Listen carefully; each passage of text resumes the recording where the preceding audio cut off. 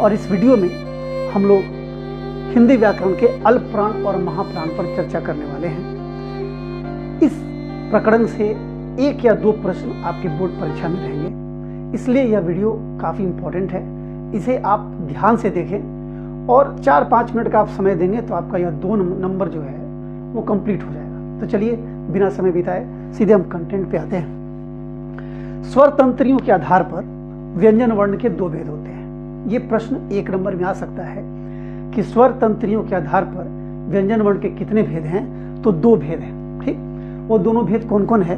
तो वह है अघोष वर्ण और घोष वर्ण। ठीक, ज्यादातर प्रश्न इससे रहता है कि वो अक्षर दे देगा और पूछेगा कि ये घोष है या अघोष है। ठीक है, अघोष वर्ण को एक सूत्र से अगर हम याद करें तो आसानी से वो याद हो जाएगा। सूत्र क्या है कि 12 प्लस ह रहित उष्ण व्यंजन। ये 12 क्या है? तो यह 12 है स्पर्श व्यंजन के प्रत्येक वर्ग का पहला और दूसरा व्यंजन। पहला 1 हो गया और दूसरा के लिए 2 हो गया, तो 12 हो गया। और ह रहित उष्ण व्यंजन मतलब यह है कि जो उष्ण व्यंजन होता है 4 होता है। आपको पता है, पिछले वीडियो मैंने इस पर बात कर चुका हूँ कि तालव्य श, मूर्धन्य श, दंत स और ह, इसमें से ह को निकाल देना है। तो जो शेष 3 बच गए, तालव्य श, मूर्धन्य श और दंत स, ये तीनों इसमें आ जाएंगे। और इधर से हर वर्ग का 2-2 व्यंजन, तो 4 दूना 8 ये हो गया, 5 दूना 10 हो गया, और इधर 3 मतलब 13 हो गया। कहने का मतलब ये है कि अघोष वर्ण कुल जो है व्यंजनों की संख्या 13 होती है अघोष वर्ण में। ठीक है, मैंने लिख दिया 13 है। कौन कौन है सो देखिए। हर वर्ग का ये पहला वर्ण लिया हूं, क, च, ट, त और प। फिर हर एक वर्ग का दूसरा वर्ण लिया हूं, ख, छ, ठ, थ और फ। फिर जो उष्ण व्यंजन है उनके 3 अक्षर लिया हूं, तालव्य श, मूर्धन्य श और दंत स। इस तरह से ये 13 हो गए। तो 13 जो व्यंजन हैं वो कहलाएंगे अघोष वर्ण। आप याद रखेंगे 12 प्लस ह रहित उष्ण व्यंजन। उसके बाद हम आते हैं घोष या सघोष वर्ण। जब हम 12 याद कर लेंगे, पहला और दूसरा जो व्यंजन निकल गया हर एक वर्ग का, तो बच गया कौन?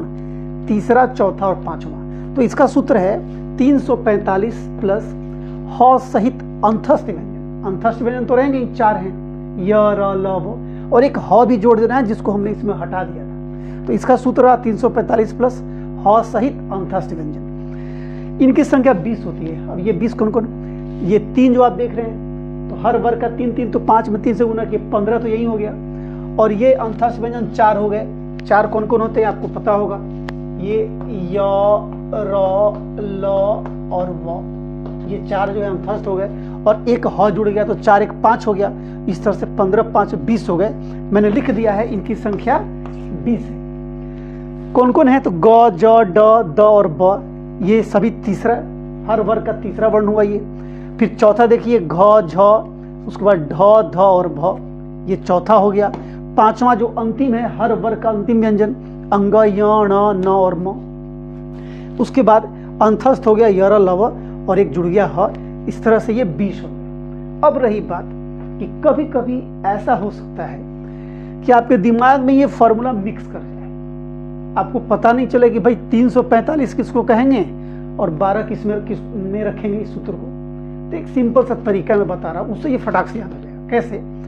इतना आपको ध्यान रखना है कि अघोष और सघोष में 12 और 345 सूत्र होता है। अब 12 किस में? तो देखिए, अघोष अ से शुरू है, स्वर वर्ण का पहला अक्षर है, 1 नंबर पे अ आता है। तो 1 नंबर वाला जो फार्मूला है, मतलब 12 वाला, 12 में 1 है ना, ये 12 वाला हो गया अघोष का। और जैसे ही 12 को छाटे आप अघोष में, तो बच क्या गया? तो 12 हटा दिए तो 3 3 4 5 बच गया, तो 345 आ जाएगा किस में? घोष में। तो अघोष को आप याद रखिएगा कि अघोष का अ वर्ण जो है पहला है, तो हमारा फार्मूला में भी 1 नंबर वाला फार्मूला आएगा। 1 नंबर वाला कौन? तो 12 के साथ क्या? तो ह रहित अंतस्थ व्यंजन, ह रहित उष्ण व्यंजन, सॉरी उष्ण व्यंजन। तो इससे ये आपका अघोष वर्ण याद हो जाएगा। घोष में आ गए, 12 हटा दिए तो 345 हुआ। ह रहित लिखे थे तो ह इसमें शामिल कर देंगे।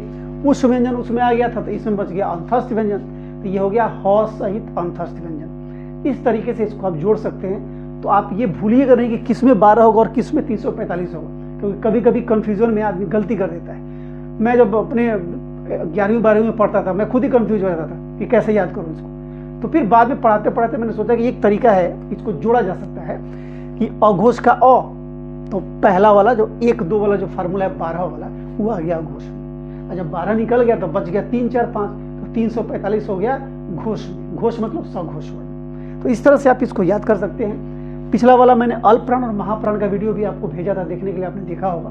और ये हमारा जो है ना, मैं अभी आपको वर्ण विचार पढ़ा रहा था, और इससे कम से कम 8 मार्क्स के सवाल निश्चित रहेंगे, नहीं तो 10 भी रह सकते हैं। उच्चारण स्थान उसमें आ गया, स्वर वर्ण व्यंजन वर्ण हो गए, अंतस्थ वर्ण उष्मन हो गया, संयुक्ताक्षर जो छत्र ज्ञ श्र होता है, इन सब की पहचान करना, अल्पप्राण महाप्राण घोष अघोष, इन सब की पहचान करने से संबंधित सब लेकर के 8 मार्क्स के सवाल आपके एग्जाम में रहेंगे। तो अगले वीडियो में हम अगला टॉपिक लेकर के आपके लिए आएंगे। तब तक के लिए मुझे इजाजत दें। नमस्कार।